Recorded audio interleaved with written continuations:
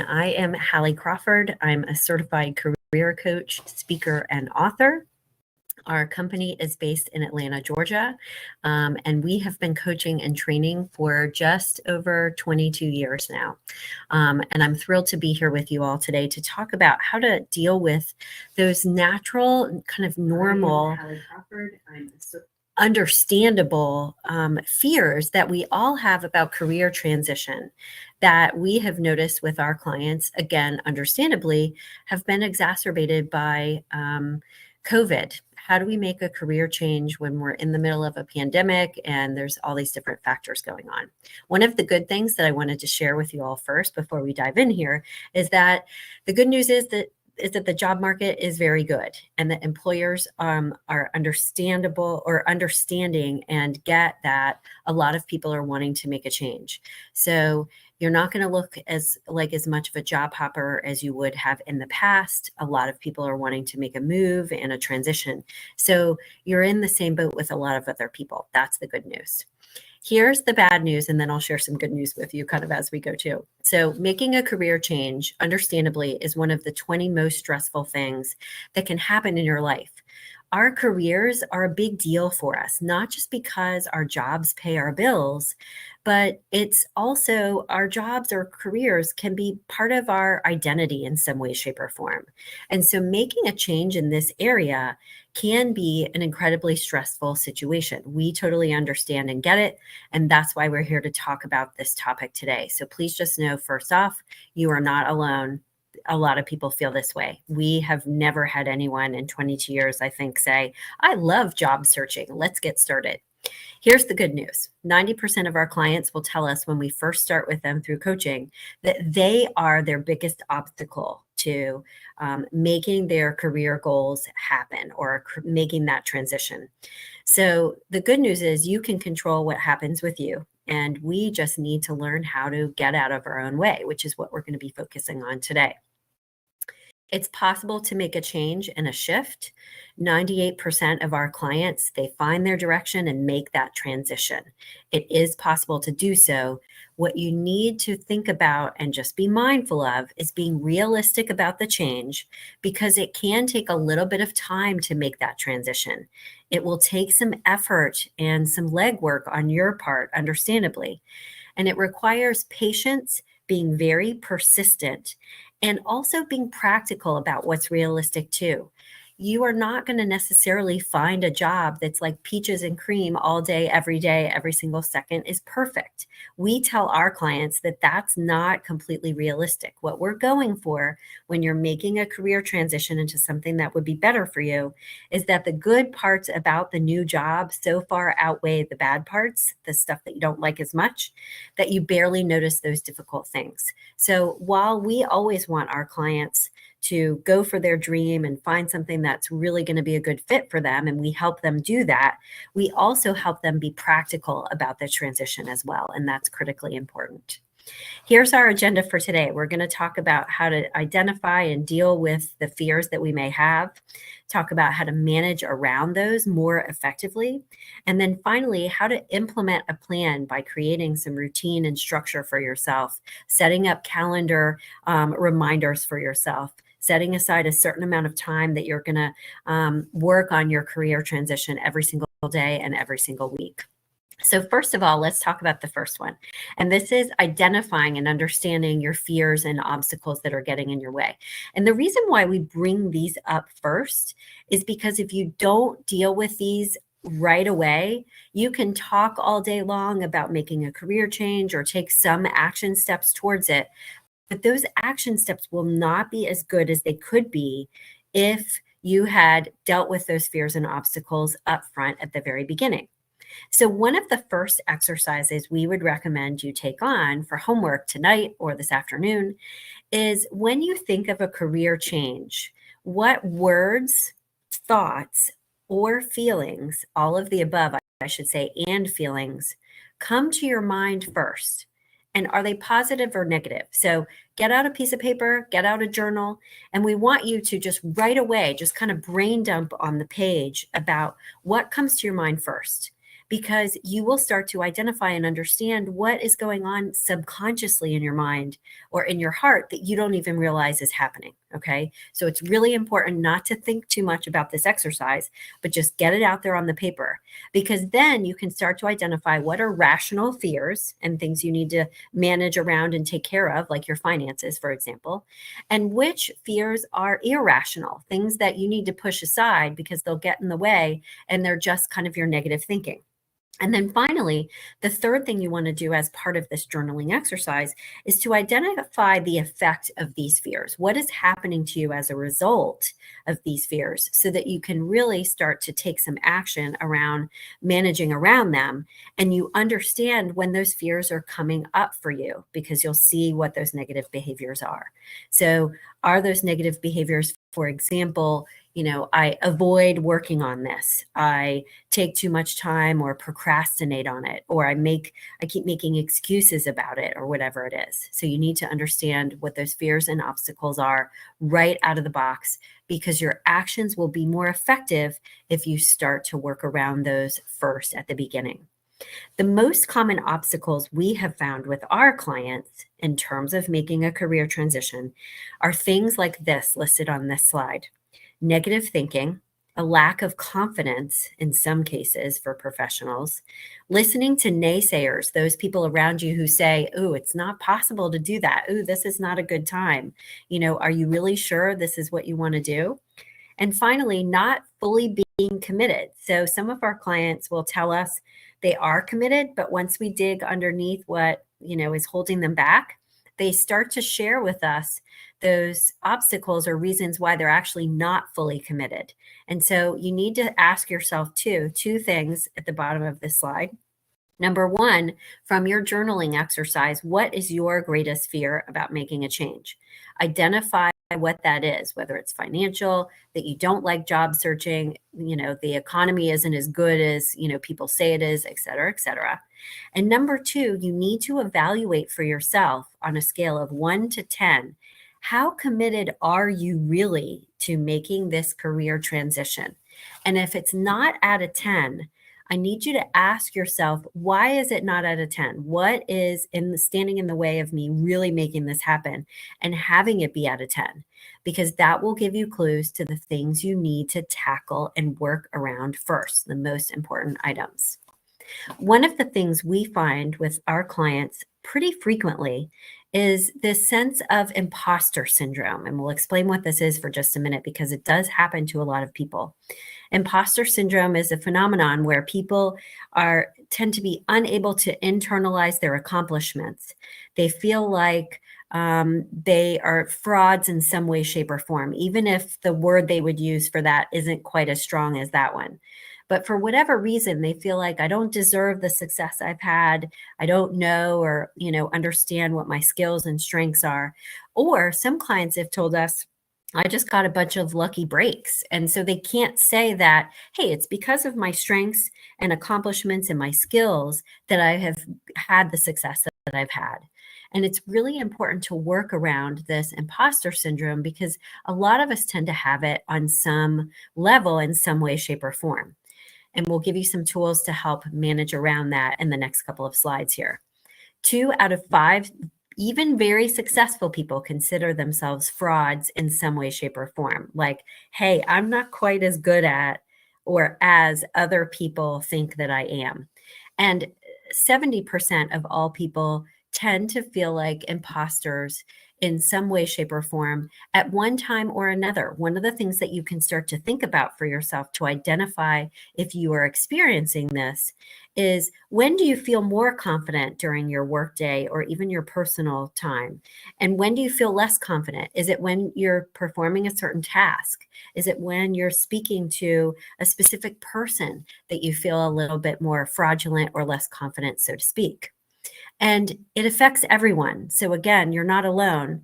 This quote is from Inc. magazine, a very successful entrepreneur who admitted that even though he was incredibly successful, he didn't feel like he deserved his success. He was giving more credit to his team, the location, the staff at his different locations. Now, this isn't about not being humble. We're all taught to be humble, which is part of what plays into this imposter syndrome, and we get that. Think about it, if nothing else, as having a quiet but strong sense of confidence for yourself, if that works better for you. You need to manage around the imposter syndrome and any other obstacles that you have. If you take a look at this next slide, because as we all know, with even just professional athletes like Tiger Woods on this slide, the biggest thing that they tend to talk about before, for example, Michael Phelps is diving into the pool or Tiger Woods is going into the game, the biggest thing is to have the right mindset and belief that you can win every tournament going in. Like, you have to have your head in the game. And we all know how we perform when we do have our head in the game and we feel good and we're on the ball versus how we perform in any type of task when we don't feel as well. Okay. So some of the things we want you to consider doing to manage around these fears are to identify, like we said a few minutes ago, which of your fears or concerns are rational and which are irrational. With the rational ones, make a plan, see it as a challenge and something that you need to work out and problem solve it. Get creative with it. Do you need to make a financial plan? Do you need to get a job on the side, for example, or do some consulting for a little while to kind of either beef up your revenue or income or have a cushion? Do you need to make the transition slowly while you're working where you are now? Can you cut back at your hours where you are now, for example, as one idea, and be able to make the transition more slowly over time? When I was starting my coaching practice, I found a part-time job that I had Fridays off where I was still able to pay my bills and grow my coaching practice on the side in the evenings, on the weekends, and on Fridays. For those irrational fears, we use what, and I'll show you this on the next slide, from the book called Taming Your Gremlin. We use this concept of gremlins with our clients. You can talk back to those fears. You can push them aside. We want you to ignore those fears. Distract yourself with something else. You can't let those fears overwhelm you, because you're either going to not take any action, or you'll just avoid it, or the action that you take will not be as effective, like we've been talking about. So come up with a couple of strategies that you can practice with those irrational fears, that negative thinking that goes on in all of our heads. It's totally normal. But say something to it like, hey, I'm not going to talk to you right now. Go away. I'll talk to you tomorrow, or whatever it is. Okay. The second thing we want you to do, and this is critically important, people, when they get support, they are more effective 100% of the time. That's why, for example, Weight Watchers groups exist. When you have support of friends, family members, coaches like us, your career transition is going to happen faster and more effectively and smoother. Okay. The third thing we want you to consider doing is, like, turn off the news. If the news that you watch or listen to gets you down and is too negative, turn off the news. Create some affirmations. Put them on a Post-it note, on your mirror, your bathroom mirror, or on your refrigerator, somewhere where you will see those every single day. As part of your career transition plan, it's critically important to include managing around these fears and obstacles, because what will happen to them, and I'm sure you all can relate to this, what will happen is all of a sudden you'll get bogged down in these fears and these obstacles, and you'll waste a day or two, and you'll look back and be like, oh, wait, I lost all of that time. So make sure, as part of your career transition plan, that you're including obstacle management, so to speak. Okay. Manage negative thinking. We talked about this just a second ago. The book we recommend and really like is at the top of the screen here, Taming Your Gremlin. There are lots of different ways that you can manage around this negative thinking. The steps that they outline in this book are fantastic. And we like this book because it's a short, simple, easy read. It's not complicated, doesn't take too long to get through. You identify the negative thoughts. You talk back to them, set a time to talk to it later, send it on a long vacation, whatever it is. Go do something else. And then one of the things that we actually suggest to our clients is, for the next couple of days, if you look at the very bottom of this slide, get out your journal again and notice and kind of track for the next 2 days how much time or how often you hear these negative thoughts and what are the negative thoughts. So you can identify what the themes are and what you're saying to yourself, like a record player playing over and over again in your head. Once you identify them, that is a huge step in the right direction, because that's enabling you to get more outside of yourself, be more objective about them, and therefore takes away their power just even by doing that, in addition to the management. So one of our clients, Beth in Chicago, wanted to use her as a quick example on different ways that we can improve our confidence.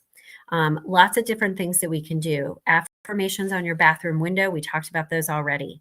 We also have our clients interview other people about their strengths. Talk with friends and family members about your strengths, not just to boost your confidence, but also to help you understand and identify what your transferable skills are, because that will help you understand how to make this career transition, give you some ideas about how to sell yourself and what some possible career paths are. Another thing we have our clients do is to write down all of their accomplishments, personal and professional, since childhood. It's a great exercise because that list is usually very long. If you are 48, give or take, like me, if you're younger, you'll still have a long list, I promise. And that will help boost your confidence. And the last two things we want you to consider is taking small risks every day will help boost your confidence. Here's the deal with this, everyone. Confidence is like a muscle. You have to work it out and work on it in order to keep it strong. You can't just like do nothing and stay in your comfort zone all the time. So if you push yourself to take small risks, and they don't have to be huge, they can be small every day, like speaking up a little bit more on your meetings, trying something new, enrolling for that class to learn a new piece of software or a skill or something that you've been putting off. The more you take these small risks, the more you're going to be boosting your confidence over time. And then finally, we really liked this TED Talk. This is actually from a few years ago, but still relevant, to be also thinking about your physical, like body position when you're sitting at work, when you're conducting a Zoom call with someone who you're networking with, for example. How are you sitting? Are you sitting in a confident, strong kind of body posture? Or do you find yourself like kind of sinking back a little bit? Paying attention to your physical health, but also your physical kind of posture and state can enormously impact your confidence and help push aside those fears too. Now, COVID-19 obviously has impacted all of us in so many different ways related to the workplace. And here are some things we want you to think about career transition wise as it relates to what's been going on. One of the things that you obviously need to do first before you decide how long is my transition plan going to be and is this the right time to do so, is we want you to kind of read the room of your organization and industry. Do a little bit of networking with some people and find out, is your industry thriving? Is it struggling? Is it kind of neutral? And understand, or take the time, I should say, to do a little bit of research and get kind of a feel for the industry that you're in, but also the industry that you're going into. And is this a good time to make the transition? Or do you need to wait like 6 or 8 more months, for example, to see how things play out? Conduct informational interviews to find out a little bit more. Hire a career coach like us to help you do that evaluation as well. The second thing that you can do is consider, if you decide, for example, that you need to stay put for just a little bit longer, consider what else would improve your current situation if you can't make the transition right at this time. Do you want to ask for more flex time? Do you want to ask for a title change, a bonus, or just approach your job in a new, different way creatively? Do you need more connection with your coworkers? So think about what isn't going so well at your job right now, and can you make some small tweaks and changes that would either enable you to stay a little bit longer, or maybe that will help you stay, for several more years, for example, because you realize, oh, I just needed to make those changes. When you're thinking about this career transition, you want to also kind of be open-minded, if you will, and again, think creatively about it. But be clear for yourself about, do I need to transition maybe just to another organization? Like, what's going on for me in terms of making this change? Do I need to just go work in-house versus as a consultant? Do I need to just change into another organization within the same industry that has a different culture or provides a different product or service? Or do I need to change industries completely in order to be happy? So don't assume that just because if you're unhappy, that it needs to be this huge dramatic change. For some people, it can be more of a course correction, and that helps check the box for what you need.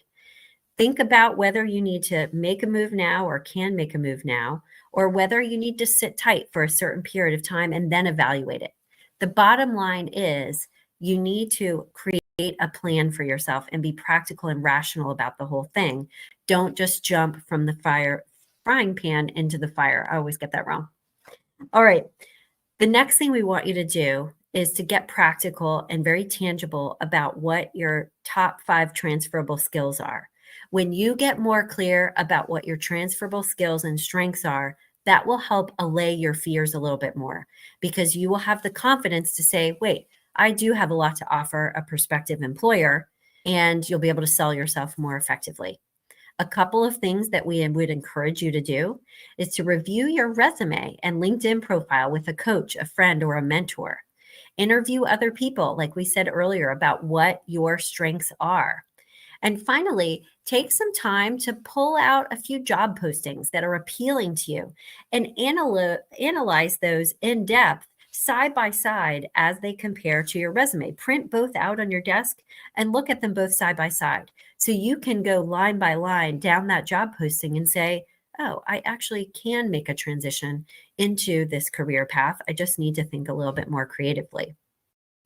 Next, as part of understanding and identifying what your strengths are, you want to get really clear on your brand and how you want to present yourself in the marketplace. Understand what your skills are, your top 5 transferable skills, like we said, but take some time to identify also what some of your softer skills are too, what your leadership strengths are, the value and results that you can provide to a prospective employer.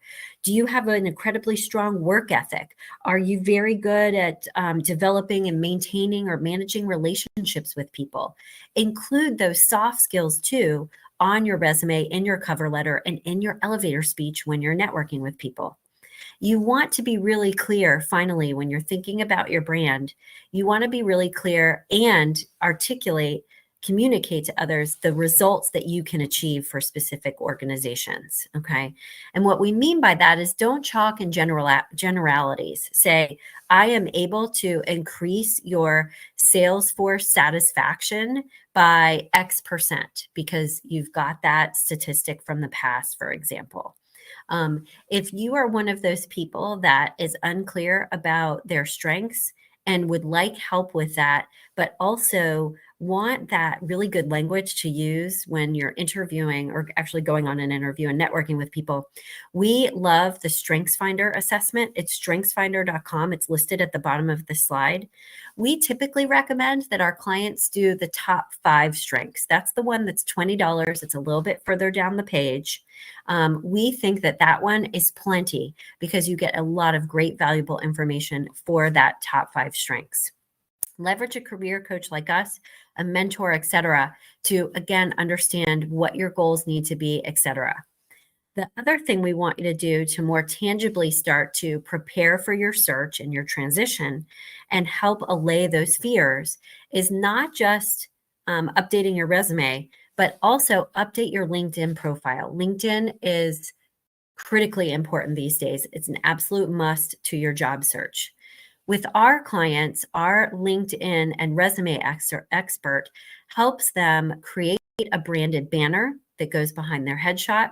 She helps them search engine optimize their header right here and also search engine optimize their about section. What that means is you have the right keywords inside of your profile where employers and recruiters will find you. Working on your LinkedIn profile will also help you boost your confidence, feel a little bit less fearful. And here's what we found too, by the way, is people tend to feel a lot better when they've got their resume and LinkedIn in place. It makes a world of difference because they feel like they're ready to go. And they also tend to like that very tangible action step of working on their resume and LinkedIn. There's just something about it. So if you are one of those people that's been procrastinating a lot or putting off your career transition, I would start with working on your resume and LinkedIn, honestly, because even though that may not be your favorite thing to do, we totally understand that, but it'll give you something tangible that you can start to work towards right away, and you'll feel better immediately. Our LinkedIn and resume packages are listed on our website, but I reference them here as well.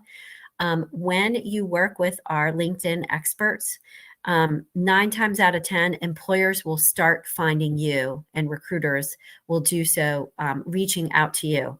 We have found this has gone up a lot, especially during COVID, because there is a lack of kind of good quality employees out there. Employers are dying for good talent. Let's talk about our third and last step. Finally, you need to make sure that using everything that we've talked about today, that you create a plan for yourself that is tangible, realistic, and that helps you move in baby steps so that you don't get overwhelmed along the way. We would like you to create a weekly plan and monthly goals for yourself for your career transition. And it's really important to, along the way, as you're implementing your plan, make sure that you get support. I can't emphasize this enough. You need to stay connected with your network and expand your network for job seeking purposes, leveraging informational interviews to expand that network. And there are great ideas of people that you can start to connect with to expand your network here. University alumni, people tend to forget that one. Your coworkers in past jobs, friends, family, etc. But this is not just a good time to start expanding your network in terms of making the transition and landing a job or finding out about jobs through the hidden job market, but it's also a good way to leverage your network to get that support and joining like a job search group on LinkedIn, for example, or an industry specific LinkedIn group to get ideas and suggestions and feedback would be great too. Identify a mentor to help you with your goals. We serve as career coaches, we serve as mentors to our clients. But if you're thinking about or already have a mentor, that's great. Leverage those people, set up regular meetings with them. That's the key here. You need to have that consistency and be persistent, like we said. So make sure part of your plan is absolutely a systematized way to leverage your support system. And we really like it when people identify their, like, put their, like, I'm trying to think of the best way to describe it, like a list of 3 or 4 ways that you want to get support from people and different people that you can get that support from. Put that list out on your desk so that you remember to reach out to them, but you also have some options.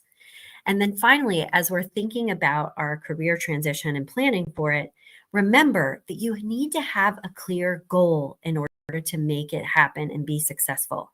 Too often, we'll have clients come to us say, I don't know what kind of job I want, but I want to start working on my resume. Well, we can do that with them, but the resume ends up being a little bit more generic if we approach it that way. It's much better to identify first your target industries, companies, and job titles that you want to pursue, because having those clear goals will help you be more successful. You're going to be able to articulate what those goals are to specific people in your network, etc. And then as part of your goals, you want to make sure, like we said earlier, that you have a timeline that's realistic for your transition. General rule of thumb, and I don't want to freak you all out because this is a general rule. It can go a lot faster, and it usually does when clients work with us. But the timeline to finding a new job tends to be 1 month for every $10,000 of salary that you're asking for or requiring. So that's, again, a general rule of thumb. I think job searches are a little bit faster these days, and actually not just a little bit, a lot faster, because as I said, the market is very good. But you also want to be realistic so that you're not ending up frustrated with yourself or the process. You need to be realistic about, the runway that you're giving yourself. Now, when you think about, and if you need more help identifying what your goals are, this is the ideal career model that we use with all of our clients that basically shows you the 8 things you need to consider in order to know the right career path for you. This is the model we use to help our clients clarify their career direction and brainstorm and identify different career paths and options. So I highly recommend that if you feel like especially you need help with career direction or anything else that we've discussed today, please know we'd be happy to do a free consult with you. That is with me directly. It will be a quick call where we talk about your needs, goals. I'll give you some advice about what I would recommend would be the next best steps for